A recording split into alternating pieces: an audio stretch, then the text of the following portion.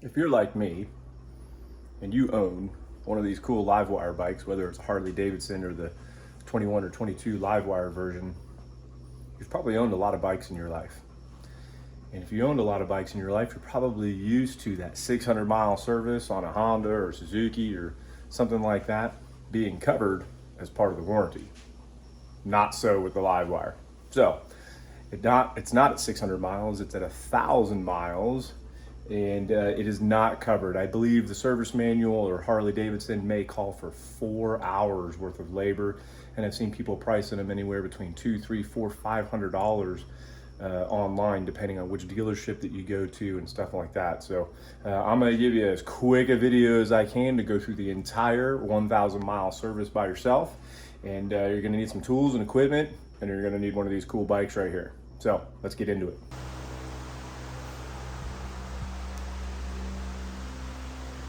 Okay, let's talk a little bit about what we got to get ready for this. First, get your owner's manual. It's actually pretty in-depth when you think about listing out the actual service requirements. So open up the service manual and you're going to flip to the right page, which is right here in the back.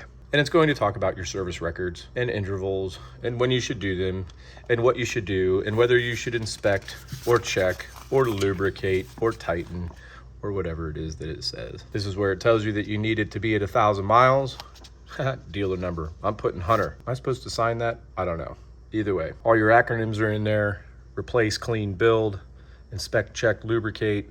All of that is listed in there. This is your first step. Flip to this page and we're going to start there. But before we do that, we also need to get our parts.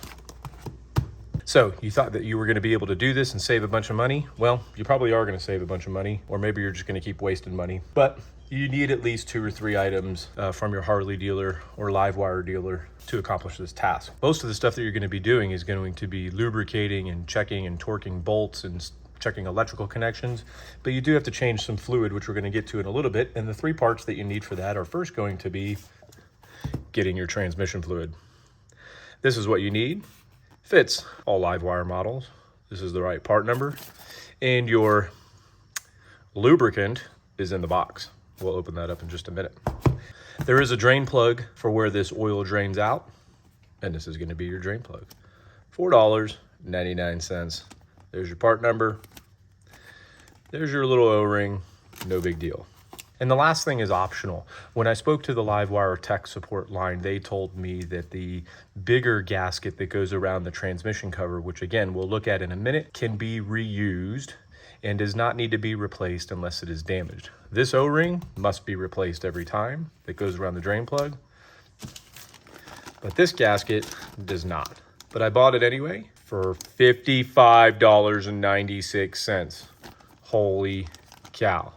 So your total price, $122.64. Thanks, Harley. Now let's take a look at some of the tools we need. All right, so let's take a look at the tools that we're going to need to make this work. This is a Harley Davidson, so we're going to need lots of Torx bits. Might need an assorted screwdriver, maybe some different bits to go with that. A 1/4-inch ratchet will do most of the work. 8mm socket. Tire pressure gauge, maybe an extension. Brake fluid, if you run into that, calls for .4. When we get to checking the brake fluid, we'll show you how to check the moisture content. I use a multimeter. Monster energy drink. Torque wrench that'll do inch pounds. Torque wrench that'll do foot pounds up to 100. If you're a super nerd, tread depth gauge. And for the front and rear axles, you would need a 22mm Allen head bolt, or you can get this cool multi-tool from Motion Pro. There are lots of other brands that are very, very similar. And that should be it. Don't get your fingerprint in the book. But we're just gonna go in order. So the first thing on here, 1,000 miles. Electrical equipment and switches, inspect. Inspect that. Inspect that. Inspect that. Find that bolt. Find that bolt.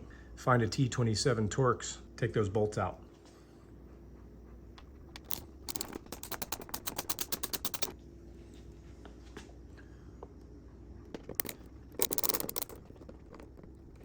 Take out this bolt. Take out this bolt. Take this cover off.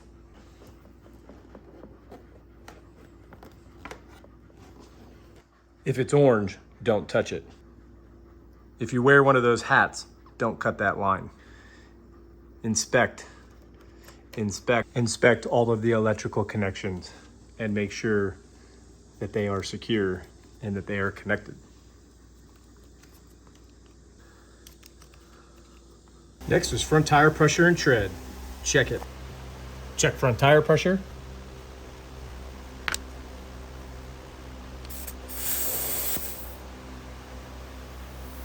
.35. Harley Davidson calls for 36 in the front and 42 in the rear. I actually go a little bit higher. I'm normally about 37, 43, so that's what we'll put.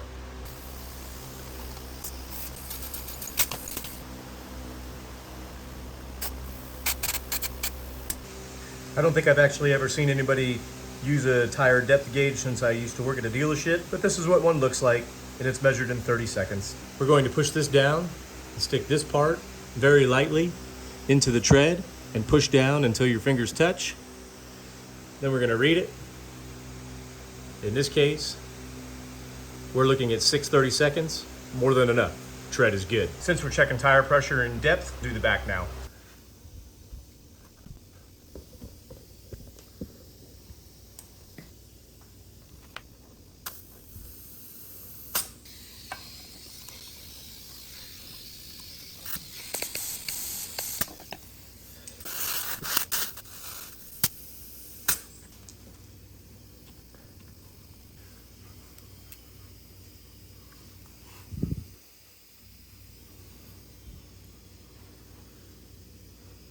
Next step, front brake fluid level.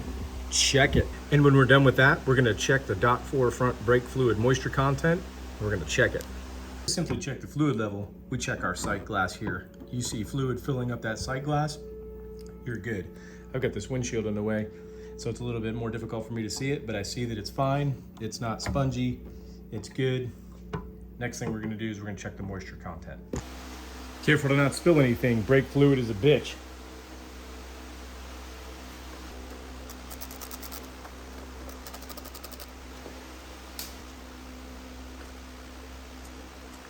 All right, then the next thing we're gonna do is we're really gonna quick is just check the moisture content of this brake fluid.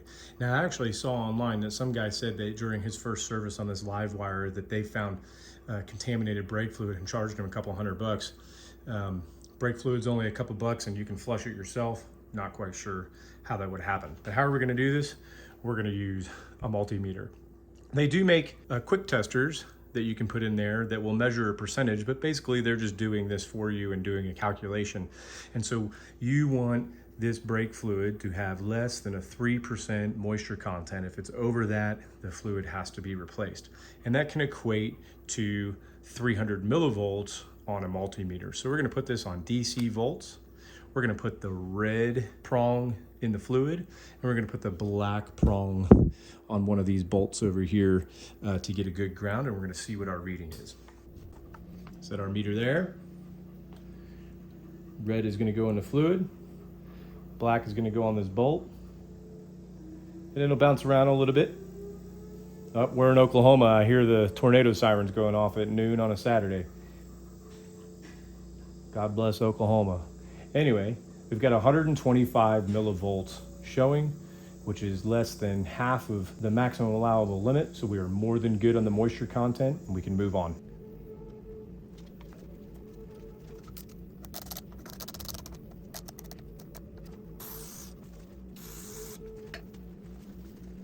Let's go ahead and get the back fluid out of the way as well. Here's our reservoir. Clearly have enough in there. It's between the minimum and maximum, but you should also check the moisture content of that. Let's repeat that same process. A little bit easier to not make a mess in the back, but here we go. Torque that to 40.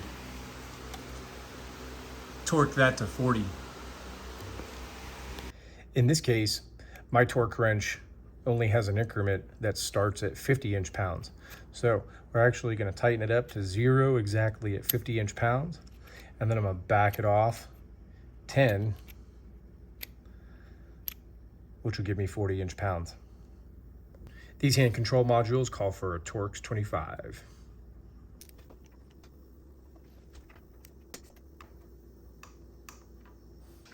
Also going to torque that one and that one, 40 inch-pounds.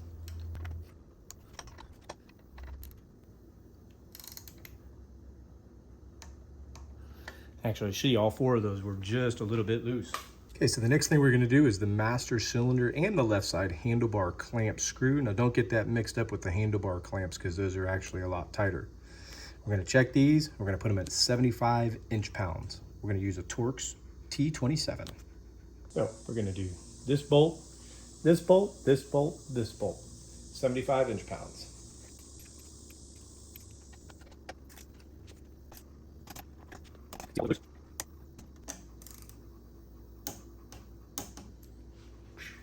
Next part in here is a big one.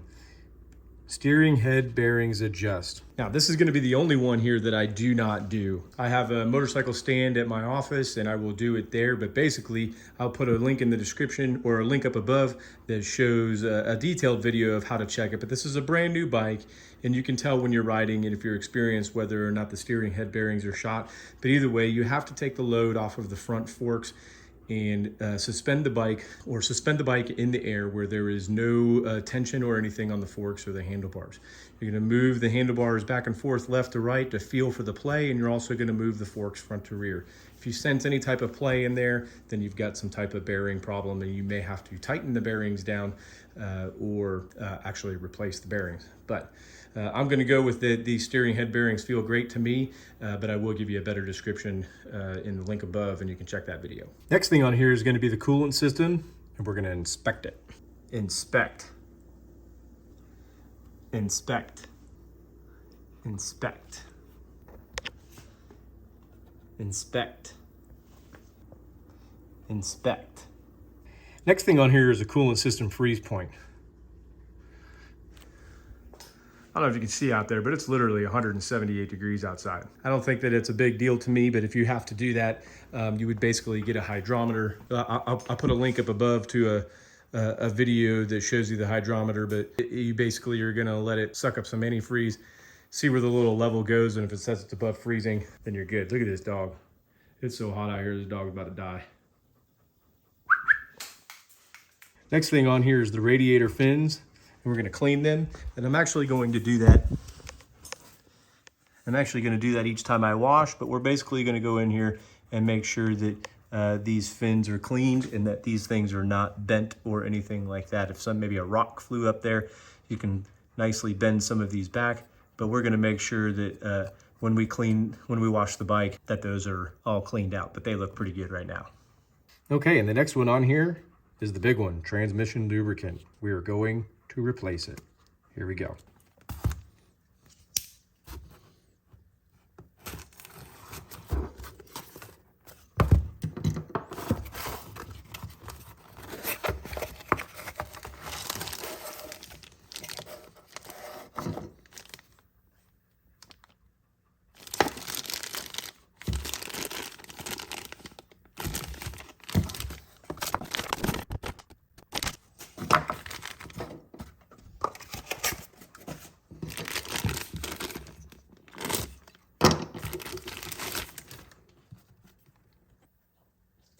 For professional use only, not for retail sale. What does that mean? What does that say?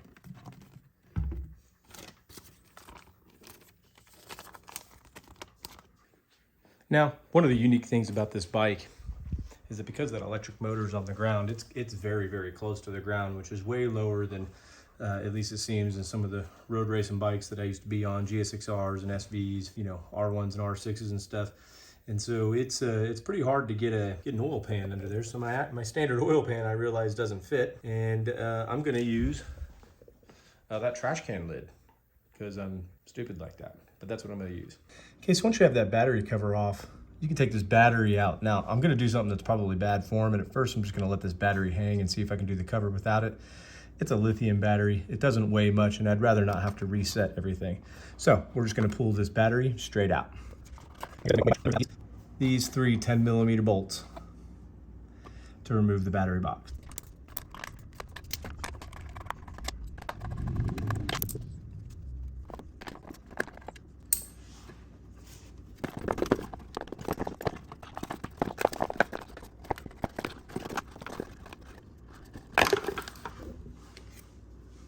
So basically, to keep this stuff out of the way, I just I zip tied both of these up and out of the way. Yes, I could have unplugged this, and yes, I could have undone that, but I didn't want to deal with resetting the motorcycle and all of its electronics. Boom. Okay, and so here's your cover. Your cover is going to have these bolts that go around, and then you have this bolt here. A lot of people might think this is a drain bolt, but it's not. It's just a filler spout, and it's like doing a transmission on a lot of cars or something like that. You're just going to take these bolts off, and it's all going to spill out here. And there's going to be a gasket that goes all the way around, and this magnetic drain plug is going to have an O-ring on it. And so you're going to clean that, clean the surfaces. You can replace this gasket, but Livewire told me over the phone that this is not required to be replaced unless it's damaged. So we're going to check it out, but the O-ring on here does need to be changed. So let's loosen these up and drain them.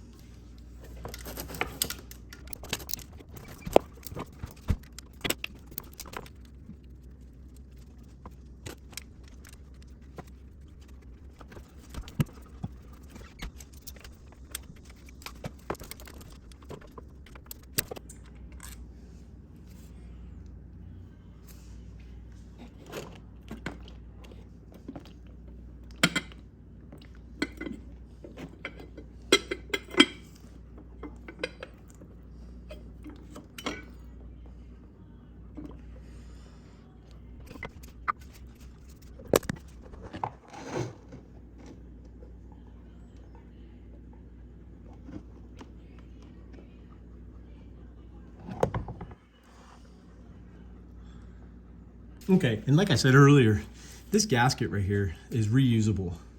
And as I run my finger along it and clean it up, I don't feel any notches, I don't feel any cracking or anything like that. And like I said, the Livewire tech support, which is a great thing if you haven't used it. Their phone number is on their website. Was very adamant that that this does not need to be replaced unless it is damaged. Now you might be thinking, well, Jesus Christ, Hunter, it's just an O-ring gasket. Yeah, an O-ring gasket that costs $55.96. So I think I'm gonna hang on to this, and I'm not just gonna throw it around. Yeah. Here's the cover. And you can see that magnetic drain plug there. We're gonna clean this, use some parts cleaner, make sure it's nice and dry. And then once we install this, then we're gonna take that plug out and we're gonna clean that plug off. And then we'll show you how to refill it. Okay, so now we've got this cover nice and clean.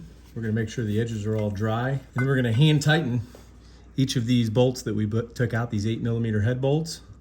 And those are gonna end up being torqued down to about 80 inch-pounds. And we're gonna do that in a crisscross pattern all the way around. The drain bolt, I said drain bolt, the fill bolt is going to use an 8mm Allen head socket. And when you torque this down, it is gonna be torqued down to 25 foot-pounds when you reinstall this.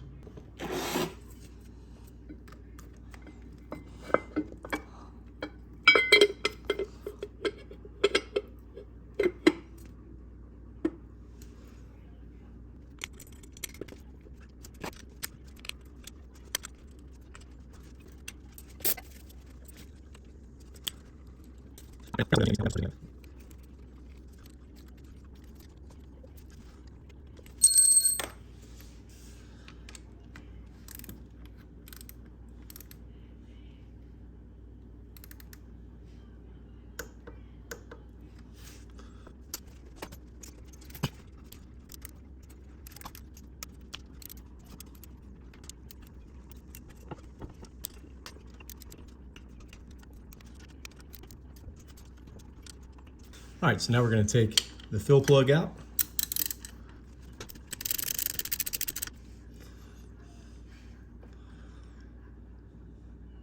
And we're going to clean that off, and we're going to replace this O-ring here and clean off this little bit of metal. And this is why you do this at the break-in period, because this is what you're going to find in here.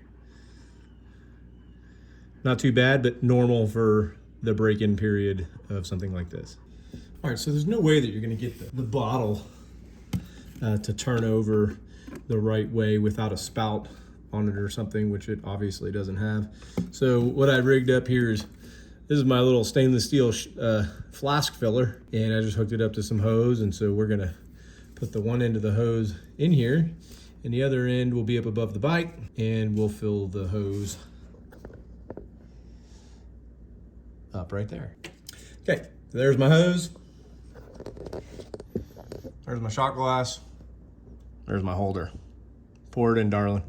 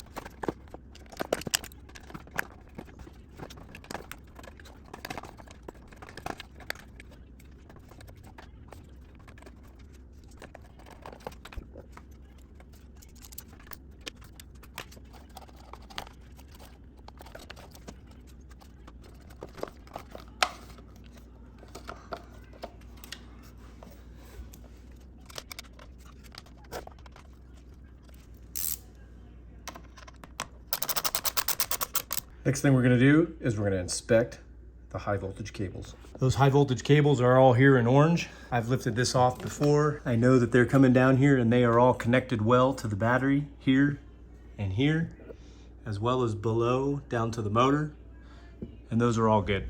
Next thing on here is the rear brake fluid level, which we already checked. The rear brake fluid moisture content, which we already checked. Next, we're gonna check the brake system with the pads and the discs, front and rear. And so really all we're going to do with that is we're going to make sure that these pads, or that these the back rotor does not have any play in it. We're gonna take a look at our pads and we're gonna shine a light down there and make sure that we got good distance on both sides of our pads. Good width there, good width there. I don't see any scraping or anything like that on the pad. Come up to the front, we'll do the same thing on the back of the calipers. Plenty of material, it's only 1,000 miles. The rotors are tight. The other caliper, the other pads are good. We're good. Next thing on here is to check the front axle nut torque. We're gonna check that. And so we're gonna have to loosen up the pinch bolts. So these are our pinch bolts. And this is our main axle bolt. Some people say it's a nut, but it's actually a big long bolt. It's a 22 millimeter. And these are gonna be torques. When we are done tightening these down, we need to loosen this, tighten this, then tighten these. And so when we tighten this is gonna be to 75 foot-pounds, and these are gonna be to 15 foot-pounds. So the first thing we gotta do is we've gotta loosen these pincher bolts. They don't have to be super loose, just loose enough so that this axle bolt can turn. And like I showed you before, I'm gonna use this Motion Pro tool. In this case, we're gonna use the 22 millimeter as the male, and then we're gonna use the 19 millimeter as the female for our wrench. So the 22 millimeter goes in there, the 19 millimeter goes over, and then we are going to set our torque to 75. We're gonna go on there until we hear just one click, maybe two, just to make it safe. And we know that that's torqued. Now we're gonna lower this down to 15 to torque those pincher bolts up.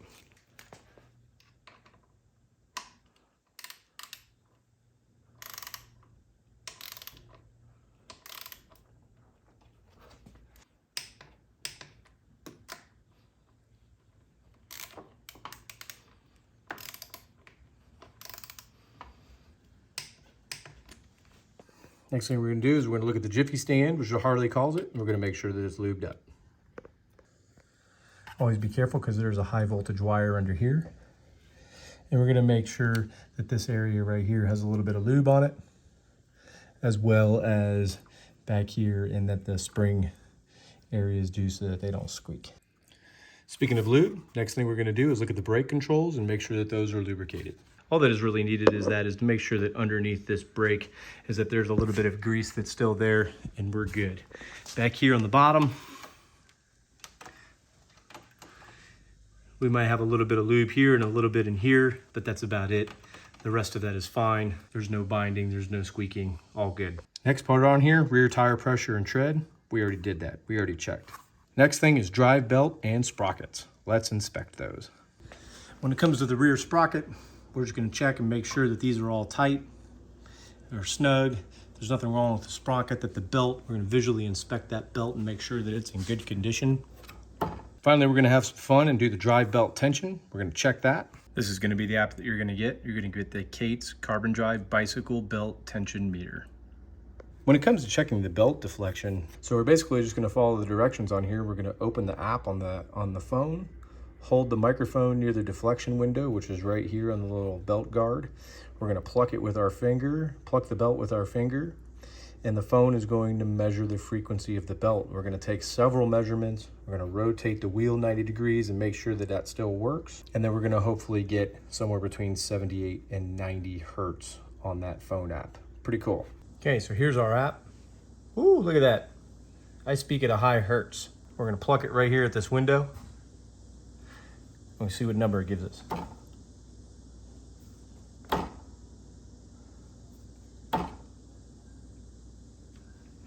And I keep getting a consistent 36 or 37 on this. Because I keep getting that number, I'm actually probably gonna take the bike in and have them check the belt tension with the tensioner over here, because I don't know how to do that. We're gonna check the rear axle torque. Last thing we're gonna do is we're gonna check the rear axle bolt, same torque specs, 75, 15. We're gonna loosen these up first, then we'll tighten this, then we'll tighten these.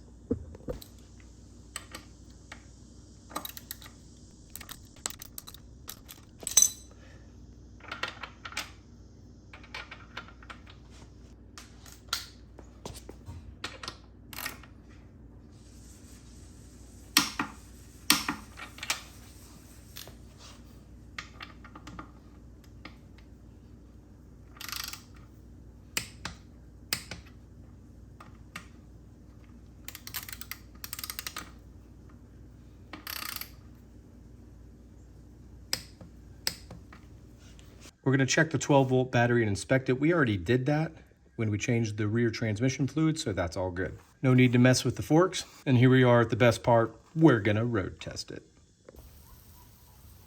And the last part is the best part. Take this baby for a road test.